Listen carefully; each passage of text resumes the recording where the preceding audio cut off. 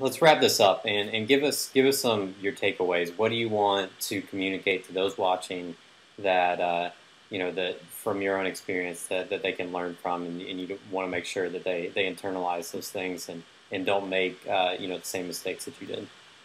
Well, I mean, make sure you know what's going to make you happy, right? So, I mean, whatever your goals are, it should be around what's going to make you happy. I mean, and gobs of money isn't a good answer, right? I mean, obviously that's going to help, but at the end of the day, that's sort of a hit or miss type of thing. And frankly, money is always easy to make. You can always go out and get a job and make money.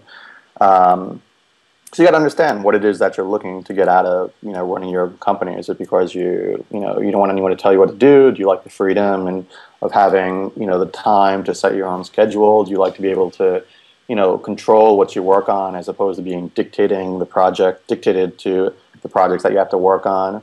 And that makes life easier too in terms of what you ultimately decide to pursue, like whether it's a company or a project or an application or whatever else, because you're just going to focus on what it is that's going to make you happy, right? What are you going to enjoy doing? So that's sort of the first thing. And I guess in terms of worrying about failure, I think the thing to do is to look at the alternatives, right? I mean, just play it out. I mean, just play out the scenario where you do fail, right? 3 years, 5 years, 10 years down the line. Ultimately, it leads to some sort of collapse, failure, going sideways, whatever.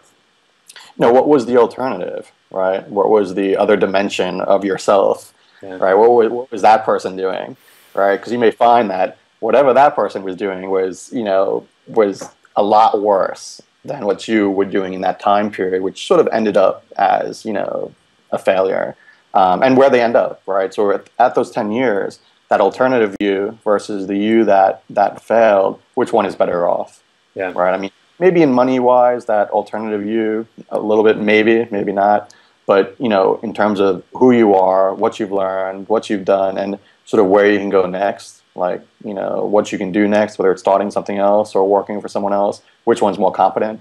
I mean, I think odds are you'll probably say that one that sort of took the chance and failed is going to be the better you than the one who was the alternate you who, sat in the cube all day.